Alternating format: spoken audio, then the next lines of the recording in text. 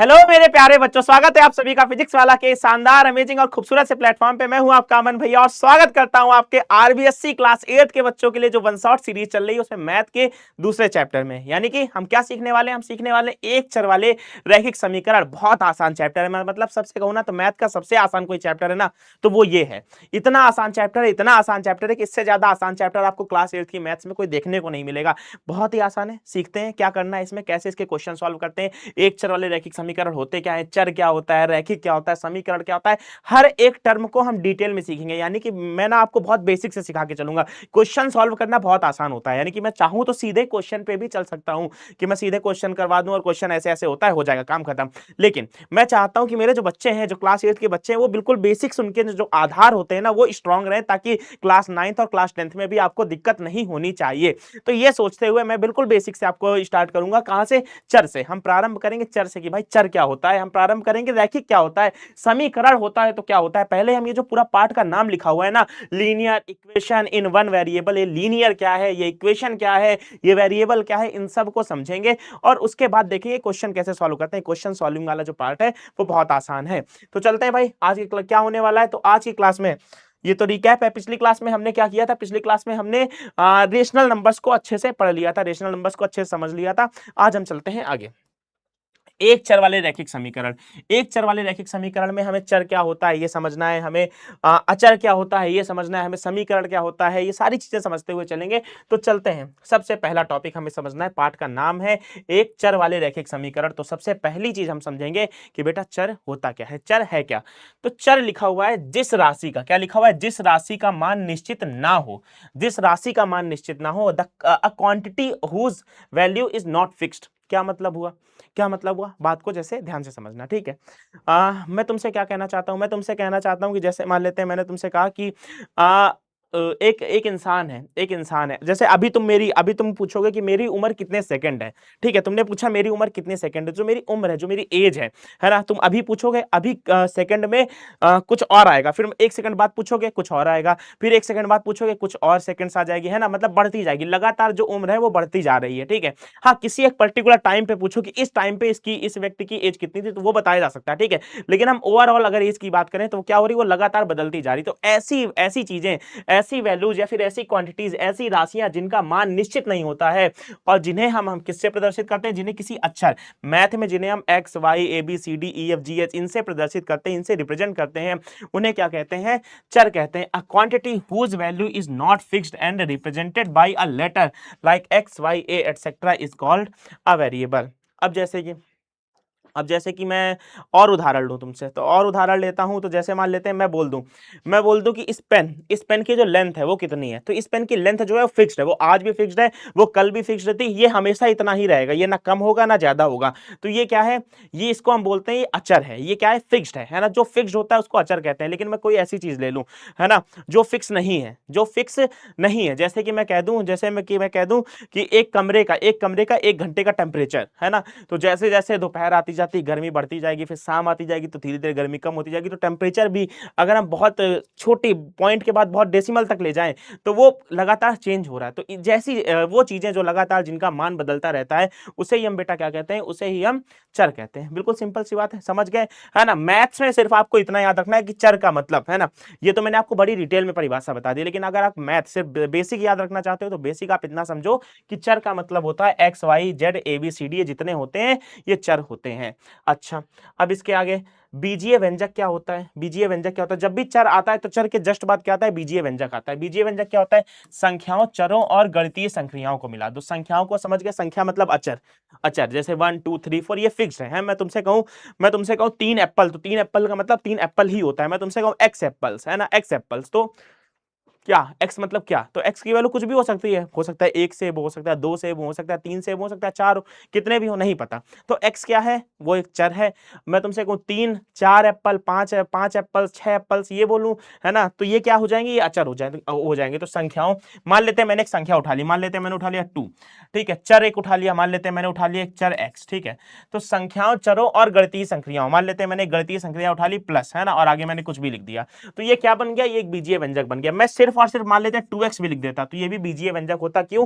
क्योंकि यहाँ पे संख्या है, और चर है और बीच में क्या है, एक गणितीय संक्रिया लगी हुई है। गणितीय संक्रियाओं का मतलब, मैथमेटिकल ऑपरेशंस का मतलब होता है ये प्लस माइनस गुणा और भाग, है ना।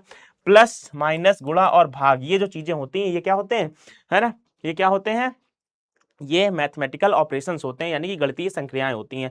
तो कुछ भी ऐसा लिख दो, जैसे कि मान लेते हैं मैंने सिर्फ अगर x लिख दिया, है ना, तो ये भी क्या है, ये भी एक बीजीय व्यंजक है, ये भी क्या है, एक अलजेब्रिक एक्सप्रेशन है, ये भी क्या है, एक अलजेब्रिक एक्सप्रेशन है। तुम कहोगे अमन भैया कैसे, है ना, तुम कहोगे गुड्डू भैया ये हुआ कैसे, तो भाई देखो ये ऐसे हुआ कि यहाँ पे तुम ध्यान से देखो, ये 1 इंटू एक्स लिखा हुआ है ना, x में 1 का मल्टीप्लाई करा सकते हैं, तो 1 क्या हो गया, 1 हो गई हमारी एक संख्या या फिर अचर, x क्या हो गया, एक चर हो गया, बीच में देखो एक गणितीय संक्रिया लगी हुई है मल्टीप्लाई की, है ना। या फिर तुम ऐसे नहीं समझना चाहते हो, देखो प्लस में 0 लिख दो, माइनस में 0 लिख दो, अभी भी क्या है, ये गणितीय संक्रिया है। तो गणितीय संक्रियाएं क्या होती है तुम्हें समझ में आ गई होगी, जहां पे तुम्हें प्लस माइनस डिवाइड मल्टीप्लाई का साइन दिख जाए, कुछ कोई चर दिख जाए, कोई संख्या दिख जाए, है ना, ये सारी चीजें दिख जाए, तो वो हमेशा क्या होते हैं, वो हमेशा अलजेब्रिक एक्सप्रेशन या फिर बीजीय व्यंजक होते हैं। एग्जाम्पल यहाँ तुम्हारे सामने बहुत सारे लिखे हुए हैं, बस एक कंडीशन याद रखना कि यही साइन होने चाहिए, प्लस हो माइनस हो गुणा हो भाग हो चलेगा, लेकिन किसका चिन्ह नहीं होना चाहिए, बराबर का चिन्ह नहीं होना चाहिए। अगर बराबर का चिन्ह आ गया, है ना, अगर मैं कह रहा हूं कि बराबर का चिन्ह आ गया, बराबर का चिन्ह आ गया, तो फिर वो अलजेब्रिक एक्सप्रेशन नहीं रहेगा, वो क्या बन जाएगा, वो समीकरण बन जाएगा, यानी कि इक्वेशन बन जाएगा। तो समीकरण और व्यंजक में क्या फर्क होता है, ये डेफिनेशन बहुत सारे बच्चों को 9th और 10th में आने के बाद भी क्लियर नहीं होती। मैं तुम्हें अभी से बता रहा हूं, क्योंकि आगे चल के जब ये छोटे छोटे डाउट्स तुम्हें आते हैं ना, तुम सोचते हो कि मैंने तो मैथ में मेरे बहुत अच्छे मार्क्स आ रहे थे, लेकिन ये सब चीजें मुझे क्यों नहीं पता। ये इसलिए नहीं पता क्योंकि तुमने सिर्फ क्वेश्चन सॉल्विंग सीखी थी, तुमने बेसिक कॉन्सेप्ट नहीं सीखे थे। लेकिन तुम्हें चिंता नहीं करनी, तुम्हारे अमन भैया हैं, तुम्हारे गुड्डू भैया हैं, तुम्हें सब कुछ सिखा करके जाएंगे। देखते हैं आगे, चलो। तो हमने क्या सीखा, हमने चर सीख लिया, हमने बीजीय व्यंजक सीख लिया। अब रैखिक व्यंजक क्या होता है, ध्यान से चलो, हम धीरे धीरे करते करते हम अपने पदों पर आ रहे हैं। हमने सबसे पहले चर सीखा, नाम क्या था चैप्टर का, एक चर वाले रैखिक समीकरण, चैप्टर का नाम था एक चर वाले रैखिक समीकरण। हमने चर को सबसे पहले समझा, अब हम रैखिक समझने वाले हैं। देखो रैखिक क्या होता है, वह बीजीय व्यंजक जिसमें चर की घात जो होती है वो एक होती है। An algebraic expression in which the highest power of the variable is called a highest power of the variable is 1 लिखना चाहिए, ये लिखा तो हुआ है ना, इज 1। यहाँ पे मैं इसको अलग कलर से लिख देता हूँ, is 1 is called linear expression. क्या मतलब हुआ इसका, कि मान लेते हैं हमारे पास कोई व्यंजक लिखा हुआ है, मान लेते हैं हमारे पास लिखा हुआ है 2x + 5, ये लिखा हुआ है एक, और हमारे पास लिखा हुआ है 3y² + 9y, ऐसा लिखा हुआ है, ठीक है। अब यहाँ पे पहला जो हमारे पास व्यंजक लिखा हुआ है, ध्यान से ऑब्जर्व करना, ये पहला व्यंजक है, ठीक है, और ये हमारे पास दूसरा व्यंजक है। पहले व्यंजक में ध्यान से देखो, पहले व्यंजक में मैं तुमसे कहूं कि चर जो है उसकी घात कितनी है, तो यहाँ पे तुम देखो कि चर यहाँ पे सिर्फ x है, और x की पावर क्या है, 1 है। x की खोपड़ी पे कितना लिखा हुआ है, 1 लिखा हुआ है। इसकी जो घात है वो कितनी है, 1 है। यहाँ पे मैं तुमसे कहूं तो y की खोपड़ी में तुम कहोगे यहाँ 1 लिखा हुआ है और यहाँ 2 लिखा हुआ है ना, जो ज्यादा होती है हम उस पावर को लेते हैं। तो यहाँ पे इस व्यंजक की घात देखोगे ना, तो ये घात इसकी कितनी है, 2 है।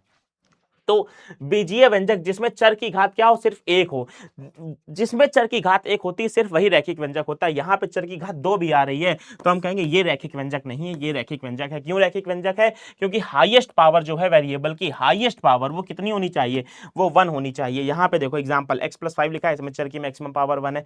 2x - 3 लिखा है, इसमें भी x की घात 1 है। 3y + 1 लिखा हुआ है, इसमें भी y की घात 1 है। लेकिन जब इसकी बात करते हैं x² + 2 की, तो ये रैखिक व्यंजक नहीं है, ये रैखिक व्यंजक नहीं है, ये क्या कहते हैं, एक लीनियर एक्सप्रेशन नहीं है। क्यों नहीं है लीनियर एक्सप्रेशन, क्योंकि इसमें वेरिएबल की मैक्सिमम पावर 2 है। बात समझ में आ गई। पावर 3 हो जाए तो भी लीनियर नहीं होगा, पावर 4 हो जाए तो भी लीनियर यानी कि रैखिक नहीं होगा।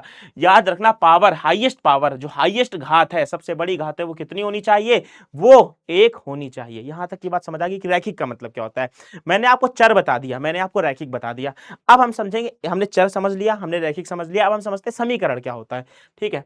अब हम समझेंगे समीकरण क्या होता है। तो समीकरण क्या होता है, जरा ध्यान से समझो। समीकरण होता है वह गणितीय कथन जिसमें समानता का चिन्ह, यानी कि व्यंजक में समानता का चिन्ह नहीं था, अगर हम उसमें समानता का चिन्ह यानी कि इक्वल का साइन लगा दे, a mathematical statement that contains an equality sign, equality sign का मतलब क्या, ये बराबर का साइन, ये लगा दें तो वो इक्वेशन बन जाती है। जैसे मान लेते हैं मैंने कोई भी व्यंजक उठा लिया, ठीक है, मैंने क्या किया, कोई भी व्यंजक उठा लिया, मैंने उठा लिया 3x + 9, ये उठा लिया, और इसमें मैंने इक्वल का साइन लगा के इस तरफ कुछ लिख दिया, इस तरफ कुछ लिख दिया, मान लेते हैं मैंने लिख दिया यहाँ पे 2 लिख दिया, ठीक है, तो ये क्या बन गया, ये एक इक्वेशन यानी कि समीकरण बन गया। तो आपको चर समझ में आया, आपको रैखिक समझ में आया और आपको समीकरण भी समझ में आया। जैसे ही हम किसी को समीकरण बना देते हैं, जैसे यानी कि हमारे पास जब समीकरण आता है तो समीकरण के हमेशा दो पक्ष होते हैं, एक होता है हमारा बायां पक्ष, एक होता है हमारा दायां पक्ष। बायां पक्ष को हम अंग्रेजी में, है ना, बाएं पक्ष को हम अंग्रेजी में या फिर इंग्लिश मीडियम वाले बच्चों के लिए LHS के नाम से जानते हैं। किस नाम से जानते हैं? LHS के नाम से जानते हैं। दाएं पक्ष को, है ना, दाएं पक्ष को हम किस नाम से जानते हैं? दाएं पक्ष को हम जानते हैं राइट हैंड साइड के नाम से। किस नाम से जानते हैं भाई? राइट हैंड साइड के नाम से जानते हैं। बड़ी बेसिक बेसिक बात है। बायां पक्ष हो गया हमारे पास, दायां पक्ष हो गया, फिर दायां पक्ष हो गया। ठीक है, इसको दायां लिखो तो ज्यादा शुद्ध लगेगा। दायां दायां पक्ष, ठीक है। तो बायां पक्ष और दायां पक्ष दो पक्ष होते हैं, एक होता है LHS, एक होता है RHS। इक्वालिटी का साइन, इक्वालिटी हमें हमें ऑब्जर्व किसको करना है? हमें देखना है इक्वल का साइन कहां पे लगा है। ये इक्वल का साइन है, इक्वल के साइन के इस तरफ जो होगा, इस तरफ यानी कि लेफ्ट हैंड पे जो होगा उसको बोल देंगे लेफ्ट हैंड साइड। ये इक्वल का साइन है, इसके राइट में जो होगा, इसके राइट में जो होगा उसको हम क्या बोल देंगे? उसको हम राइट हैंड साइड बोल देंगे। सिंपल है, क्लियर है इतनी बात?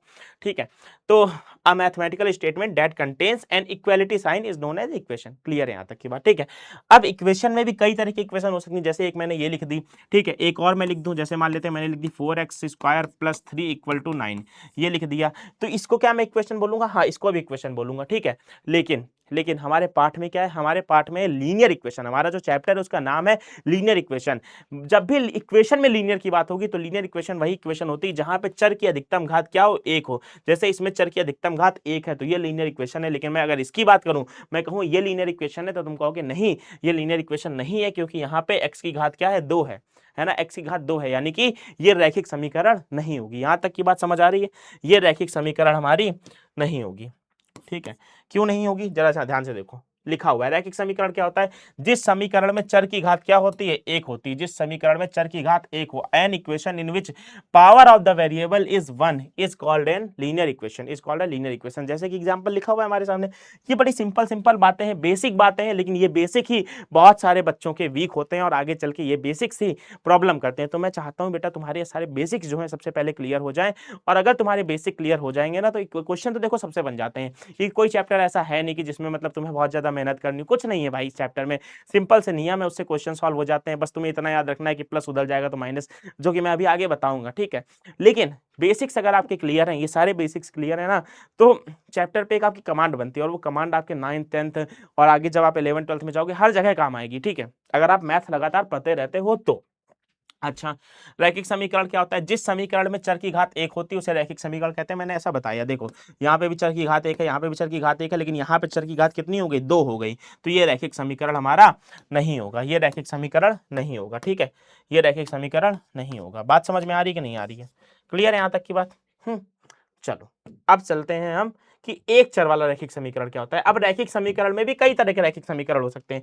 हो सकता है हमारे पास, देखो फ्लो देखना चैप्टर का, जो मैं तुम्हें बताते हुए चल रहा हूं। मैंने सबसे पहले तुम्हें चर बताया, फिर मैंने तुम्हें रैखिक का मतलब बताया, फिर मैंने तुम्हें समीकरण का मतलब बताया। अब मैं इन सबको मिक्स करके तुम्हें बताता हूं एक चर रैखिक समीकरण, ये सब मिला देंगे तो क्या हो जाएगा। अब रैखिक समीकरण भी कई तरह के हो सकते हैं। जैसे मान लेते हैं मैंने लिख दिया 5x + 7 = 0, है ना। मान लेते हैं मैंने यहाँ पे लिख दिया 6x + 7y = 0। तो ये दोनों ही रैखिक हैं, क्योंकि दोनों में चर की घात क्या दिख रही? तुम्हें एक दिख रही। देखो इसमें भी चर की घात एक है, यहाँ पे भी x चर है और y चर है, दोनों की घातें एक है ना।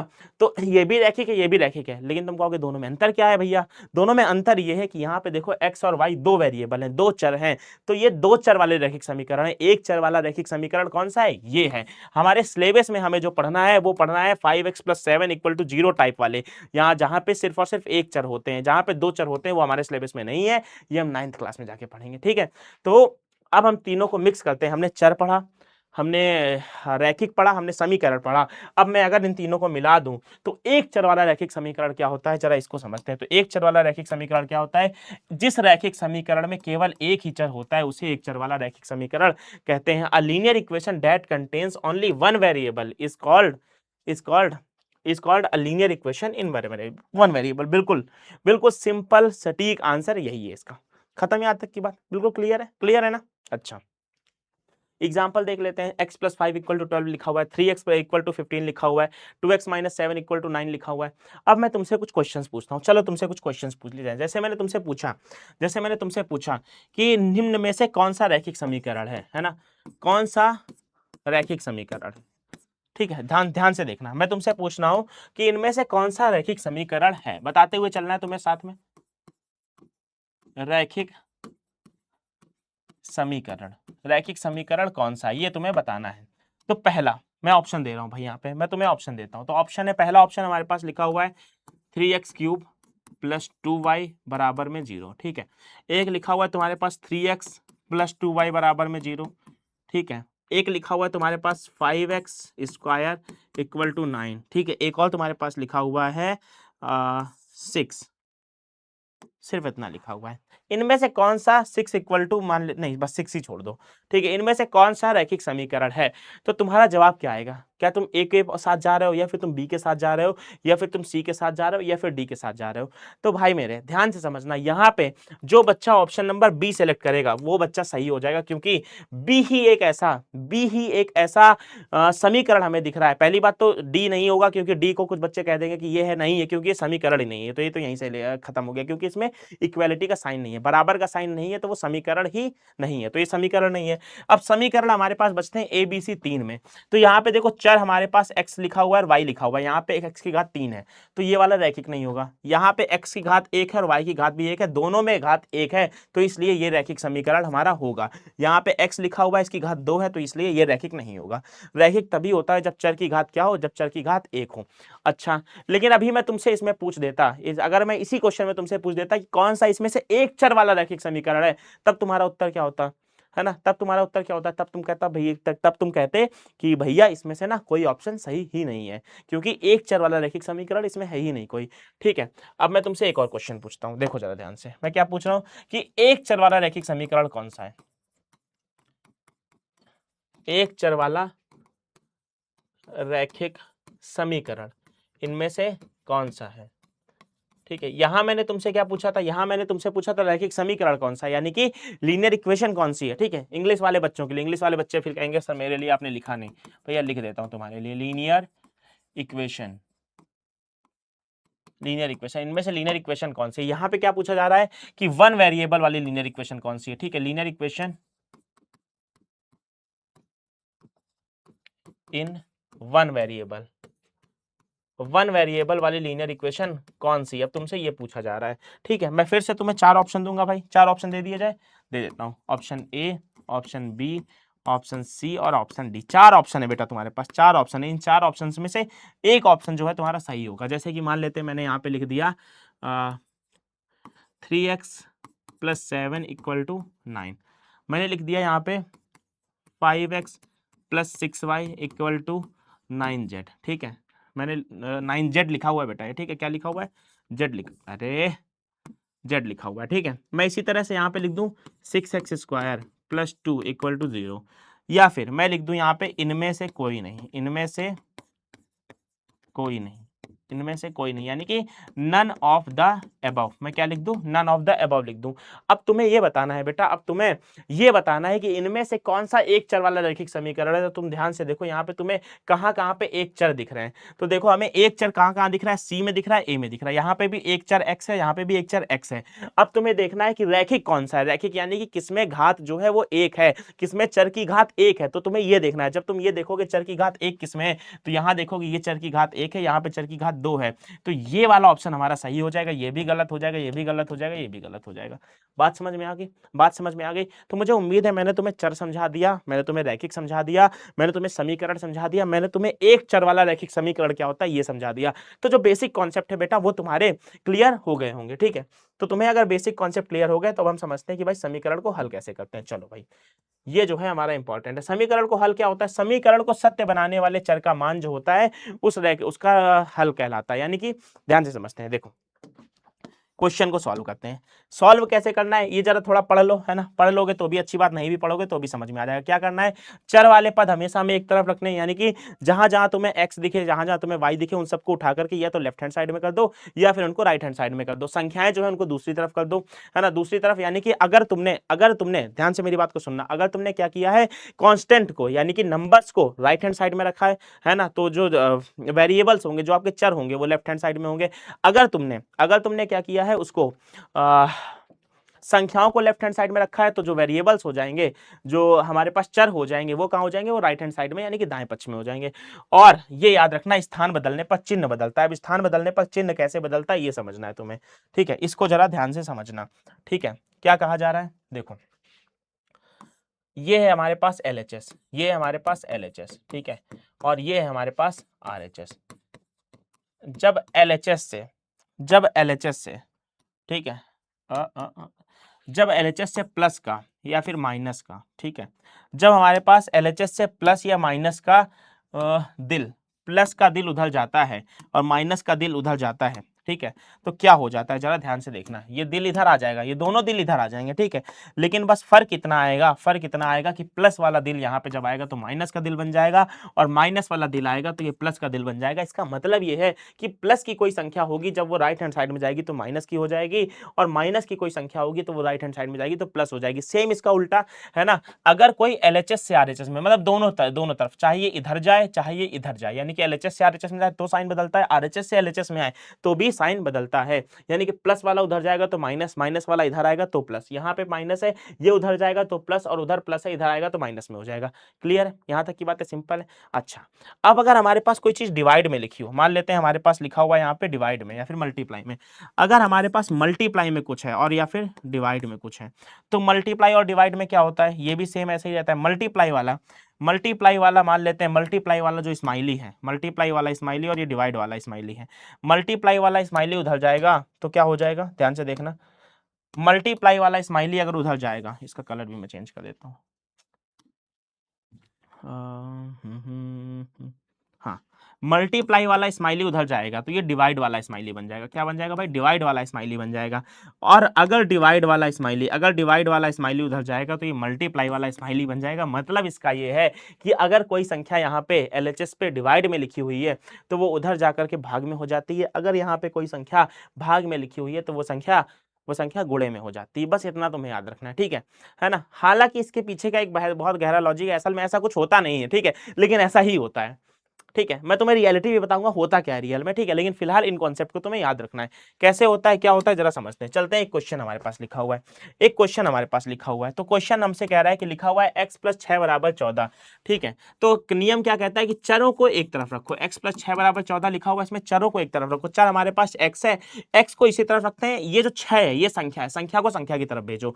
तो भाई इस 6 को हम उधर भेजेंगे तो क्या हो जाएगा, x बराबर आ जाएगा, और क्या बनेगा, ये 6 उधर जाएगा तो 14 तो अपनी जगह पर रहेगा, 6 उधर जाएगा, 6 क्या है, प्लस का है, और प्लस का दिल जब उधर जाता है तो माइनस का दिल हो जाता है, ये प्लस का दिल उधर जाएगा मेरे बच्चे, तो क्या हो जाएगा, x बराबर आ जाएगा 14 - 6 जो कि होता है 8।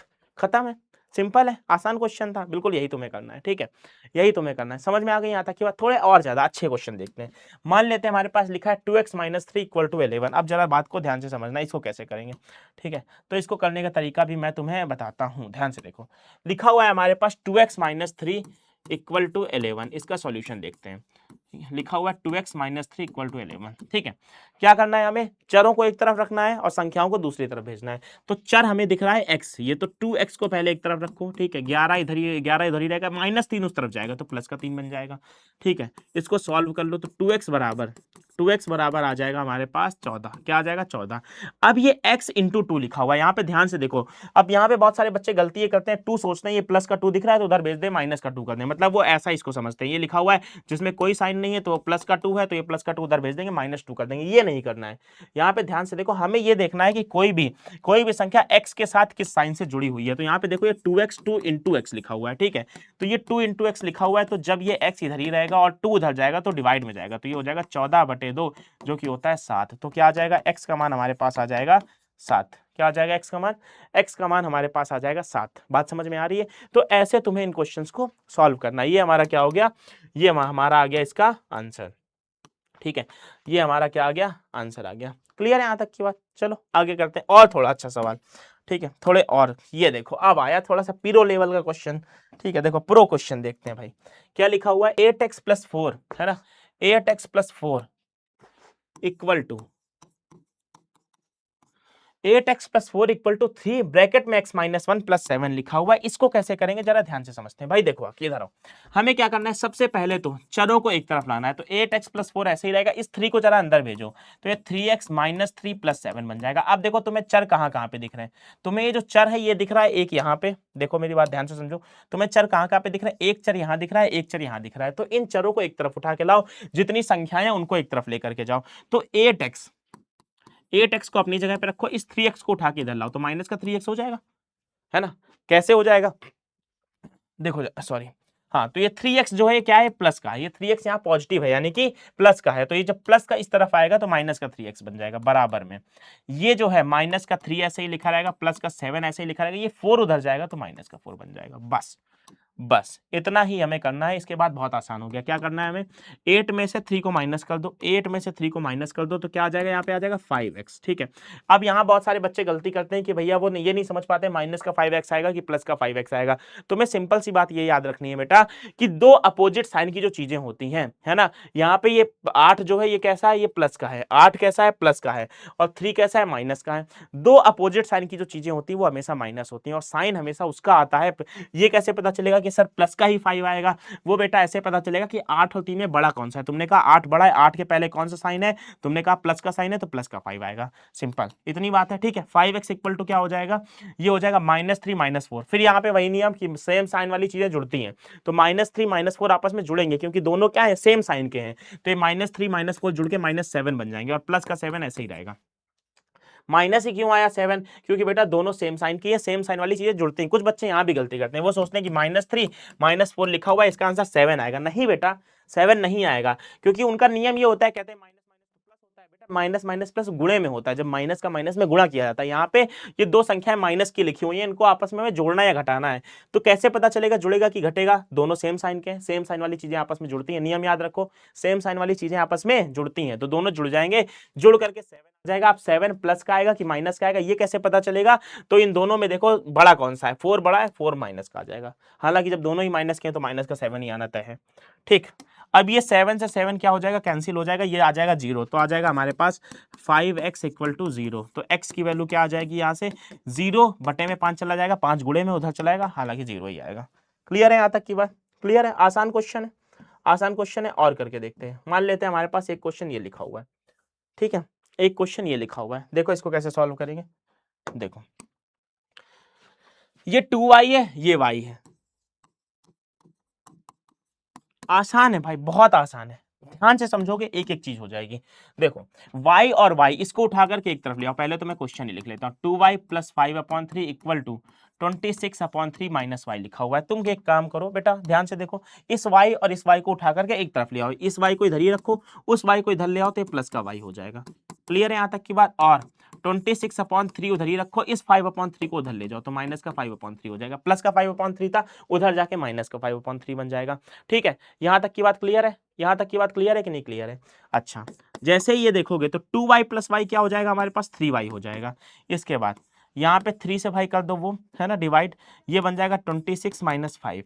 अब ध्यान से देखो, ये 3y ऐसे ही रहेगा, ये बन जाएगा 26 माइनस 5 यानी कि 21/3। बस खत्म, 3 से इसको काट तो 7 आ जाएगा, 3 7 जा 21 होता है। इसके आगे कैसे करेंगे इधर देखो आगे, ये हो जाएगा हमारे पास 3y इक्वल टू 7। तो y की वैल्यू क्या आ जाएगी, ये आ जाएगी हमारे पास 7/3। अब कहोगे भैया ये अपॉन में 3 कहाँ से आ गया, ये बटे में 3 कहाँ से आ गया। अरे भैया ये बटे में 3 ऐसे आया क्योंकि ये 3 इंटू वाई इक्वल टू 7 लिखा हुआ था। जब मल्टीप्लाई में कोई चीज होती है तो उधर डिवाइड में जाती है, तो ये हो जाएगा y इक्वल टू 7/3। बात समझ में आई, तो ये ऐसे होगा। यहाँ तक की बात क्लियर है, क्लियर है भाई, जल्दी से बताओ। अगर यहां तक की बातें बेटा तुम्हें समझ में आ रही तो मैं चाहता हूं कि क्लास के बाद मुझे ना एक बार ये दिखना चाहिए कि गुड्डू भैया मुझे क्लियर है, गुड्डू भैया क्लियर है ना। और मतलब मैं चाहता हूं कि मेरे सारे बच्चे गुड्डू भैया के टॉपर्स कहलाएं। ठीक है, तो एक बार कमेंट सेक्शन में फायर इमोजी भाई ड्रॉप करते हुए जाना। ठीक है, चलो आगे बढ़ते हैं, और मैं तुम्हें कुछ क्वेश्चंस बता देता हूं, तुम्हें मैं और कुछ क्वेश्चंस बता देता हूं। जैसे कि मान लेते हैं हमारे पास ये क्वेश्चन लिखा हुआ है। ठीक है, सारे क्वेश्चन तुम्हारी किताब के हैं। ठीक है, कहीं बाहर से कोई क्वेश्चन नहीं है। देखो ये लिखा हुआ है। अब इस क्वेश्चन को कैसे सॉल्व करेंगे, पहले तो क्वेश्चन ही लिख लो। अच्छा क्वेश्चन है, 6x + 1/3 + 1 बराबर में x - 3/6 लिखा हुआ है। अब इस क्वेश्चन को करने के कई तरह के लोगों के अलग अलग तरीके हो सकते हैं, मतलब कई लोगों के अपने अपने तरीके हो सकते हैं। मेरा जो तरीका है वो सिंपल वही है जो मैंने पहले लिख के बताया था कि भाई हमें क्या करना है, हमें सिर्फ इतना याद रखना है कि हमें चर को एक तरफ लाना है, हम चर को एक तरफ ले आएंगे। ये पूरा चर इस पे दिख रहा है, इसको उठा के इधर ले आओ, तो ये हो जाएगा 6x + 1/3 और ये इस +1 को उधर भेज दो, x - 3/6 सबको उठा के इधर ले आओ, तो -x - 3/6 बराबर में 1 -1, क्योंकि ये 1 उधर जाएगा तो माइनस का 1 बन जाएगा। अब कुछ लोगों का ऑब्जर्व, कुछ लोग कैसे करते हैं, कुछ लोग क्या करते हैं भाई यहीं पे एलसीएम ले लेते हैं। बिल्कुल वैसे भी कर सकते हैं कि तुम पहले यहाँ एलसीएम ले लो फिर क्रॉस मल्टीप्लाई करा दो, उससे भी कर सकते हैं, जैसे तुम्हारी मर्जी। मैंने ऐसे किया है, यहाँ पे मैं 3 और 6 का एलसीएम लूंगा तो 6 एलसीएम आ जाएगा, 3 से 6 को काटोगे आ जाएगा 2, फिर 2 का क्या करेंगे, गुणा करेंगे 6x + 1 में, माइनस 6 से 6 को काटोगे यहाँ आ जाएगा 1, तो माइनस का 1 आ गया, ब्रैकेट में x - 3 ऐसे ही रहेगा, बराबर में -1 लिखा रहेगा।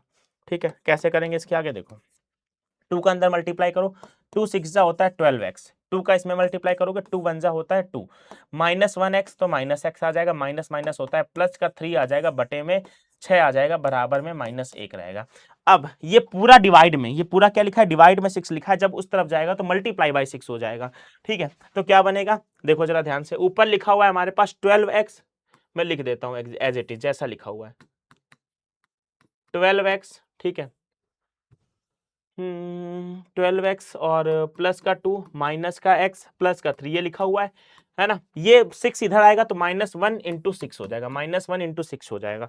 अब इसके आगे कैसे करेंगे, ध्यान से देखो, ये हो जाएगा हमारे पास 12x और x, ये और ये x, ये दोनों जो है इनको एक तरफ रखो। ठीक है, तो 12x में से x माइनस कर दोगे तो ये आ जाएगा 11x, बाकी जितने नंबर्स हैं सबको उधर भेजो, तो ये हो जाएगा 6 × -1 माइनस का 6, ये प्लस का 2 उधर जाएगा, माइनस का 2, ये प्लस का 3 उधर जाएगा, माइनस का 3, तो हमारे पास फाइनली आंसर आ जाएगा 11x = -6 -2 -3, यानी कि तीनों सेम साइन के हैं तो जुड़ जाएंगे, तो 6 2 होता है 8, 8 3 होता है 11, तो यहाँ पे आ जाएगा 11, 11 माइनस का आएगा प्लस का आएगा, तुम कहोगे सबसे बड़ा 6 है, 6 माइनस का है तो माइनस का 11 आ जाएगा, फिर मैं कहूँगा इधर 11 के जो है मल्टीप्लाई में है तो उधर चला जाएगा तो अपॉन में हो जाएगा, तो 11/11 होता है -1, तो x की वैल्यू आ जाएगी यहाँ से -1। ठीक है, तो भाई ये भी तुम्हें क्लियर हो गया होगा, बहुत आसान था, है ना, ये भी कुछ कठिन नहीं है, ये भी बहुत आसान है, तो x की वैल्यू आ गई हमारे पास -1। ठीक है, क्लियर है यहाँ तक की बात, यहाँ तक की बात समझ में आ गई। इसी तरह से हमें क्या करना है, लीनियर इक्वेशन को सॉल्व करना है। चलो कुछ और क्वेश्चन तुम्हें बता दिए जाए। ठीक है, कुछ और क्वेश्चन, चलो ये वाला एक क्वेश्चन बता देता हूँ।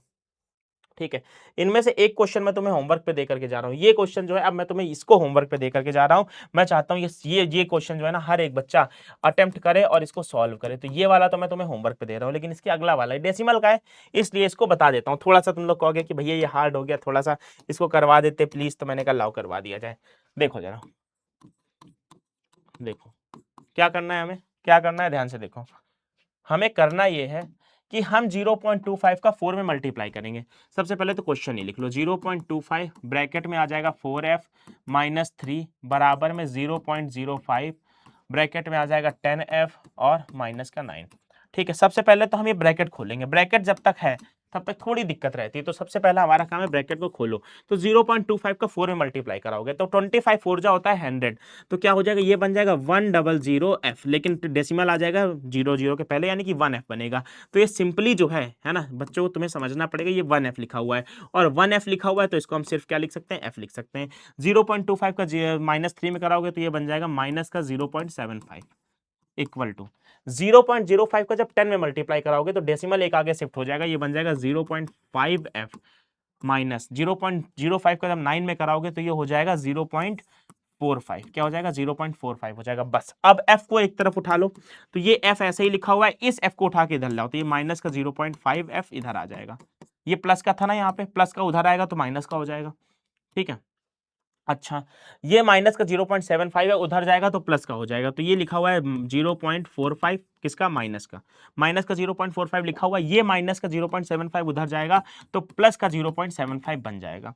अब इसके आगे कैसे सॉल्व करेंगे, देखो ये f लिखा है, f नहीं ये 1f लिखा है, तो 1 में से जब 0.5 माइनस करोगे, है ना, जब तुम 1.00 में से 5 माइनस करोगे, 0.50 माइनस करोगे, है ना, या फिर 1.0 में से 0.5 माइनस करोगे, तो ये बन जाएगा हमारे पास यहाँ 5 और ये आ जाएगा 0, तो 0.5 आएगा, ठीक है, इनको माइनस करने पर। तो ये क्या आ जाएगा, यहाँ पे बचेगा हमारे पास 0.5 है इक्वल टू, इन दोनों में माइनस करोगे 7 5 और 4 5 लिखा हुआ है, ये माइनस का ये प्लस का, अपोजिट साइन है, अपोजिट साइन वाली चीजें मैंने तुम्हें बताई क्या होती है, हमेशा माइनस होती हैं। तो जब इनको माइनस कराओगे 75 में 45 को माइनस कराओगे तो 30 आता है, और यहाँ पे पॉइंट के आगे 75 और पॉइंट के आगे 45 लिखा हुआ है, तो यहाँ पे आ जाएगा 0.30। साइन प्लस का आएगा कि माइनस का आएगा, तो ये बड़ा है, 45 छोटा होता है, 75 बड़ा होता है, तो ये बड़ा है तो इसका साइन आएगा, प्लस का साइन आएगा। तो एफ की वैल्यू आ जाएगी हमारे पास एफ की वैल्यू क्या आएगी, ध्यान से देखना, एफ की वैल्यू आ जाएगी 0.3 अपॉन में 0.5, अपॉन में 0.5, ठीक है ना। हाँ 30 लिखना चाहो तो लिख लो, नहीं भी लिखोगे तो कोई दिक्कत नहीं, क्योंकि डेसिमल में अंत में हम 0 लगाएं या ना लगाएं। अब देखो जैसे इसको सॉल्व करोगे तो एफ की वैल्यू क्या आ जाएगी, ये पॉइंट, ये दोनों जगह एक डिजिट पहले लगे हुए, तो दोनों में 10 का ऊपर नीचे गुणा करा दो, जैसे ही 10 का ऊपर नीचे गुणा कराओगे ये बन जाएगा 3/5, तो हमारी एफ की वैल्यू आ जाएगी 3/5। क्या आ जाएगी भाई, 3/5 आ जाएगी, और यही हमारा क्या हो जाएगा, आंसर हो जाएगा। बात समझ आ रही है कि नहीं आ रही है, यहां तक की बात क्लियर है, यहां तक की बात क्लियर है। तो बस ऐसे ही क्वेश्चन भी तो तुम्हारे एग्जाम में आते हैं, तो मुझे उम्मीद है कि तुम्हें जो है समझ में आ गया होगा। और होमवर्क में क्या करना है, इस चैप्टर को, ये जो तुम्हारा चैप्टर नंबर 2 है, इसको पूरी तरह से क्या कर लेना, इसकी एक्सरसाइजेस को सॉल्व कर लेना, एक्सरसाइज को सॉल्व कर लेना, और जो ना समझ में आए भैया मेरे पास भेज देना, मैं तुम्हें बता दूंगा भाई, ठीक है, मेरे पास भेज देना, जो बच्चे मुझसे ऐड है इंस्टाग्राम पे, ठीक है, वहां भेज देना, तो तुम्हें समझ में आ जाएगा, ठीक है। तो इसी के साथ हमारा पार्ट, हमारा जो चैप्टर था, चैप्टर नंबर 2 था, linear equation in one variable, ये यहीं पे खत्म हो जाता है। तो मुझे उम्मीद है भाई ये चैप्टर तुम्हें समझ में आ गया होगा। इसी तरह से मेरे जो आरबीएससी वाले बच्चे हैं, आरबीएससी क्लास 8 के जो बच्चे हैं भाई, है ना, आरबीएससी क्लास 8 के बच्चे, तुम्हें बिल्कुल परेशान नहीं होना, तुम्हें फ्री में हर एक चीज, मैथ का हर एक चैप्टर, इंग्लिश का हर एक चैप्टर, है ना, साइंस का हर एक चैप्टर तुम्हें मिलने वाला है, संस्कृत का हर एक चैप्टर, तुम्हें सारा जो तुम्हारा सिलेबस है पूरा का पूरा इस चैनल पे कवर कराया जाएगा बेटा, तुम्हें बिल्कुल परेशान नहीं होना, है ना। तुम्हारे सारे टीचर्स तुम्हारे साथ है, तुम्हारे अमन भैया भी तुम्हारे साथ हैं। मिलते हैं हम लोग अगले चैप्टर की वन शॉट सीरीज के साथ, मिलते हैं भाई, चलो बाय बाय, टेक केयर, ख्याल रखो अपना, हंसते रहो, मुस्कुराते रहो, बाय बाय।